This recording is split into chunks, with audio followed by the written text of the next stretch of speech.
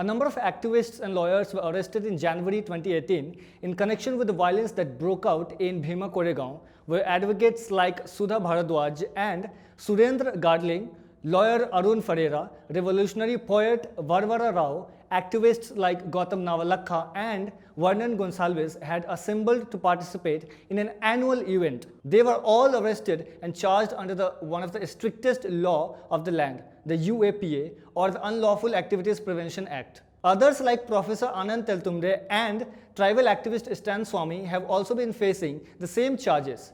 Kerala journalist Siddiqui Kapan was also booked under the UAPA for reporting in Hathras rape case. This list is endless.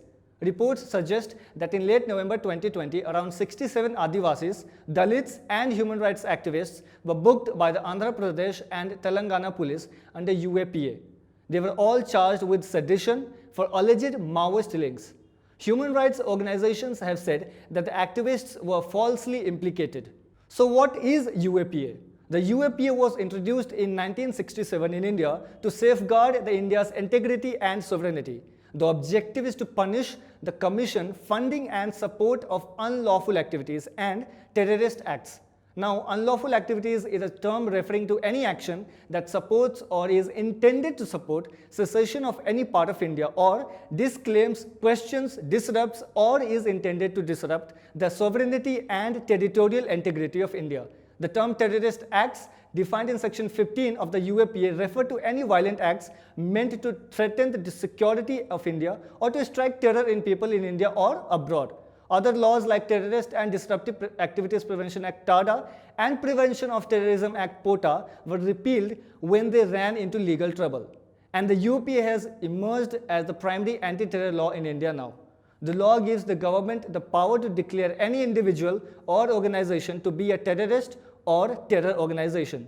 Experts suggest that the provisions of the UAPA have very wide ambit, and that makes it possible to use these provisions against not just criminals and terrorists, but even authors, academics and lawyers for alleged terror activities and human rights activists. For example, 53-year-old Atharam Bhujangana Rao, school assistant in Telangana, has been booked under UAPA with his wife and brother. They say their crime was raising voices for the cause of Adivasi rights in the region. This law allows the government to designate the organization and individuals as terrorists. For example, if you are found to be a member of any such organization that has been declared a terror organization, then you could be imprisoned for life. Now, the problem here is that there is no definition of membership in the UAPA.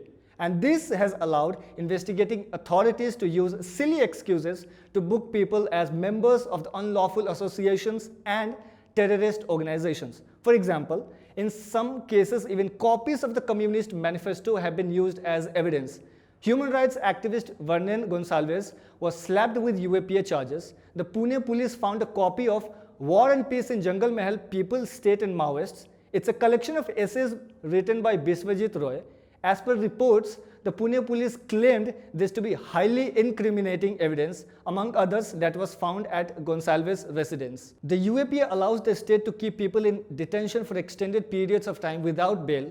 Getting anticipatory bail is impossible as there won't be bail if the case appears to be prima facie true. If a person is charged with an offense under the UAPA, they cannot get anticipatory bail even if released by the police. This is because section 43(d)(5) says that the court cannot release someone on bail if they are accused of terror-related offenses. The bail provision is particularly problematic since it basically allows for nearly indefinite imprisonment even without conviction of the accused, even without any concrete proof. Even if the person is eventually acquitted of the charges, the delays in conducting judicial proceedings mean the case may only get heard several years after their arrest. So, failure to get bail means they have to spend the entire time in jail.